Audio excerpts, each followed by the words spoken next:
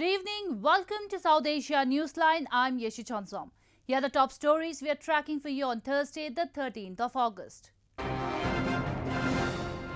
Indian Prime Minister launches major transparent taxation platform, says honest taxpayers are empowered. Protest erupts against illegal hydropower projects in Pakistan-administered Kashmir. And floods leave one-third of Bangladesh underwater, displace millions.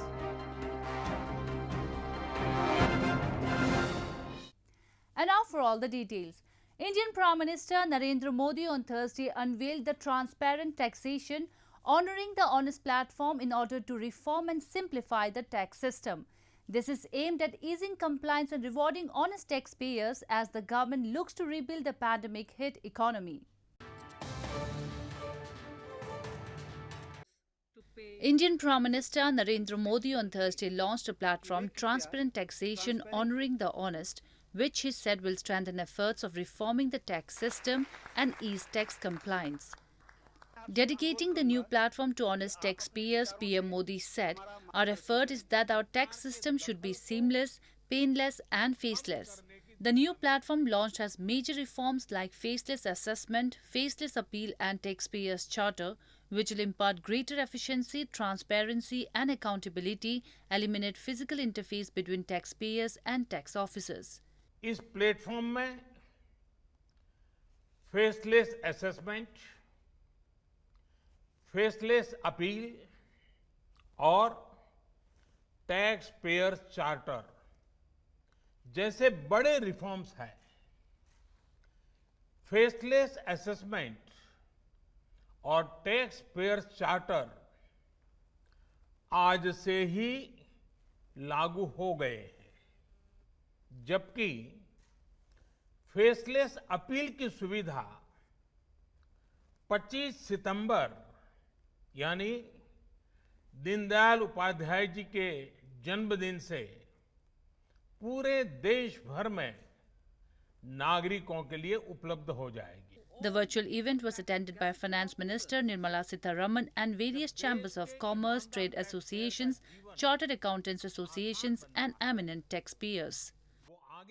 India will fund the implementation of a major connectivity project in Maldives through a $400 million line of credit and $100 million grant, India's Foreign Minister S. Jaishankar said on Thursday after holding wide-ranging talks with his Maldivian counterpart Abdulla Shahid. The 6.7-kilometer Greater Mali connectivity project will be the largest civilian infrastructure project in Maldives, connecting capital Mali with 3 neighbouring islands. It will help revitalize and transform Maldivian economy, Jaishankar tweeted. He also announced start of regular cargo ferry service and an air travel bubble between the two countries to boost trade and commerce and shore up tourism arrivals and revenues. The first flight under the air bubble is expected to commence with health protocols on 18th of August. In news from Pakistan, residents of Pakistan's largest city of Karachi continue to suffer due to rising piles of garbage in the metropolis. Residents blame the federal government of being ignorant to the issue of increasing garbage and overflowing drains even during monsoons, which adds more to their suffering every year. At the time when monsoon rains in Pakistan's largest city of Karachi have already disturbed day-to-day life of locals, overflowing drains and rising piles of garbage are adding to the suffering. Residents of Karachi, while expressing concerns over the rising piles of garbage in the city, said authorities have left the drains and garbage grounds unattended for weeks, as a result of which the waste is now on streets and is even entering some households. आप मेरे पीछे देख सकते हैं, कचरा खाना जो है वो हफ्तों से हो गया, सफाई नहीं हुई और फिर एक्स्ट्रा कचरा हो गया। उसमें नालों की सफाई तो एक अलग मैटर है, वो तो साल भर होना चाहिए। अभी 86 मिलीमीटर बारिश हुई थी, आधा कराची डूब गया। अब महकमा मौसमियात ने 130-150 का बोला है, तो इसका मतलब है पूरा Karachi डूबेगा। Locals blame the government for its inability to handle the increasing trash and sewage issues. हुकूमत पता नहीं क्या कर रही है, कुछ समझ में नहीं आई। हमारी हुकूमत कह रहे थे कि इमरान खान आएगा, तब्दीली आएगी, ये तब्दीली आई है। देखो ये कचरा पड़ा हुआ। Earlier, the government of Pakistan had claimed to have a plan to handle the trash and sewage, which is an annual problem in Karachi. But according to Karachi Heights, the government has done nothing but big claims.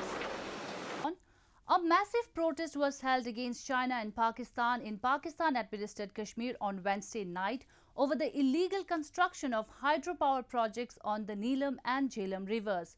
Protesters expressed concern that the so-called development projects pose a serious threat to environment in the illegally occupied region.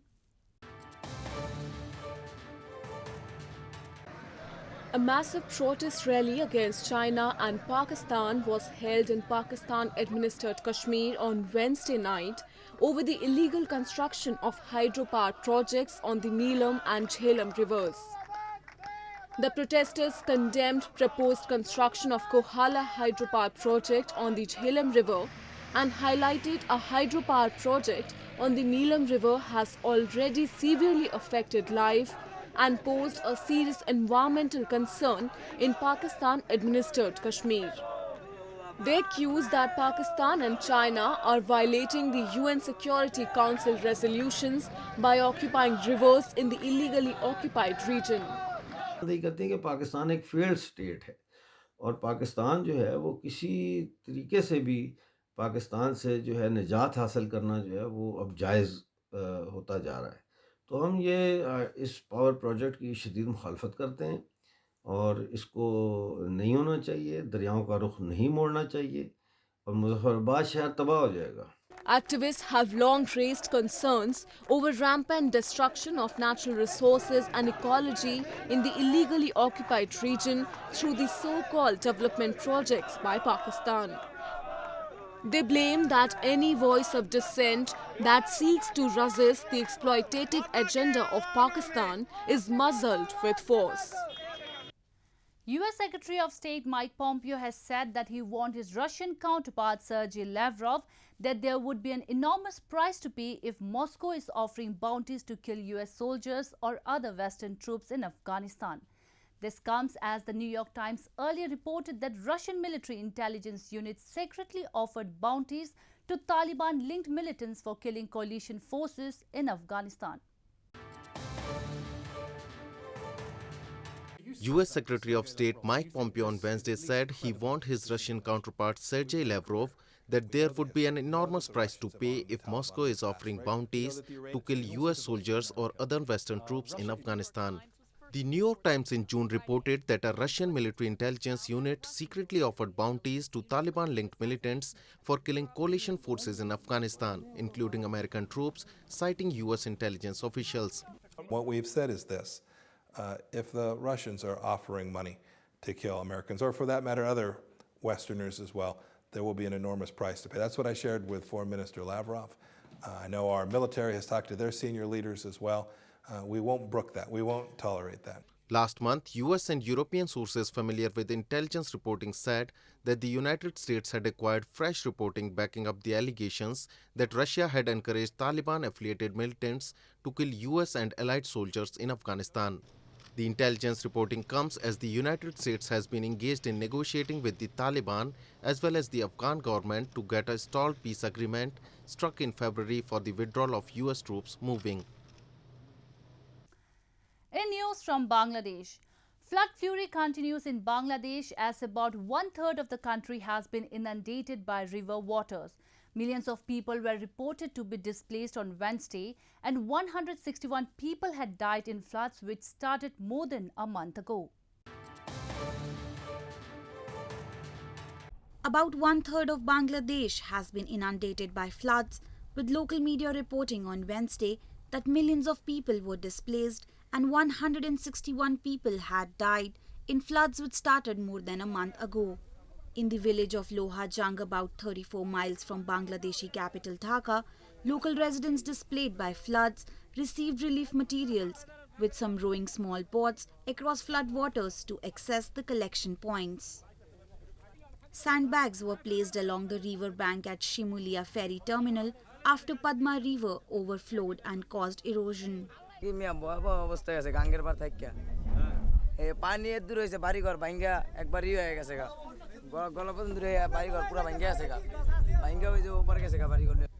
Residents were forced to travel by boat and had to move their cattle to higher grounds to avoid the flooding.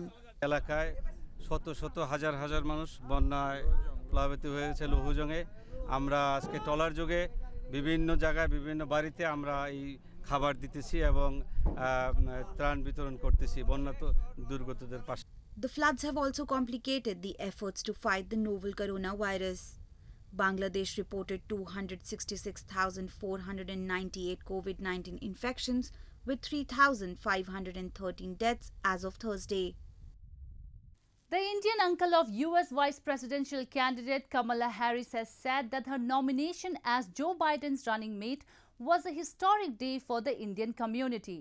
55-year-old Harriss, who was born to an Indian mother and a Jamaican father, has made history as the first black woman and Asian American on a major presidential ticket. The Indian uncle of US Senator Kamala Harriss said on Wednesday that her nomination as Democratic nominee Joe Biden's running mate was a historic day for the Indian community. Harris, a 55-year-old US Senator from California, made history as the first black woman and Asian American on a major presidential ticket. She became the Senate's second black woman in its history when she was elected in 2016. Kamala Harris was born to an Indian mother and a Jamaican father who both immigrated to the United States to study. Her maternal uncle Gopalan Balachandran, who lives in South Delhi, said it was a proud moment for the family. Balachandran, whose phone hasn't stopped ringing since Biden's declaration, said her mother would have been proud of her. So I feel happy, our family feels happy, okay? And I feel happy that my sister Shamla, her mother, would have been very happy and proud of her daughter. So it's a historic day in a number of ways for the Indian community for the first time getting to a high political position. In a speech in 2018, Senator Harris also mentioned early visits to her grandparents in the upscale neighborhood of Basant Nagar in Chennai, along the shores of the Bay of Bengal in southern India. Talking about Harris's fondness for food and music, Balachandran said during her visits she loved both South Indian and American food. The coronavirus pandemic has crushed the tourism industry of India, leaving thousands of people associated with the sector in the picturesque hill town of Shimla struggling to survive. Partial lockdowns across the country and strict standard operating procedures have declined the tourist influx in the state this year. The coronavirus pandemic has crushed the tourism industry of India, leaving thousands of people associated with the sector in the northern hill town of Shimla to survive. Shimla, capital of northern Himachal state, receives most of its revenues from tourism and agriculture. Although agricultural activities were allowed during the lockdown, tourism remained shut and was facing a slowdown even before the curfew was announced. Partial lockdown across the country and strict standard operating procedures have declined the tourist influx in the state this year that currently has over 1,200 active coronavirus cases.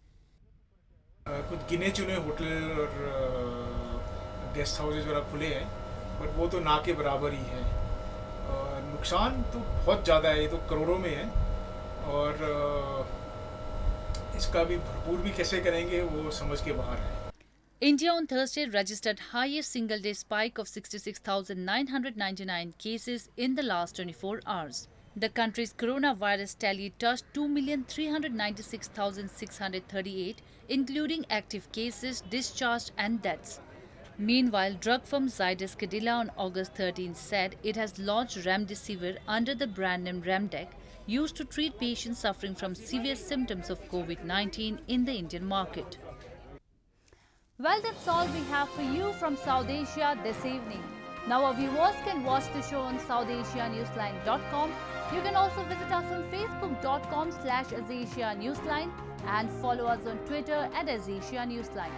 That's all in tonight's edition. We'll see you same time tomorrow. Good night.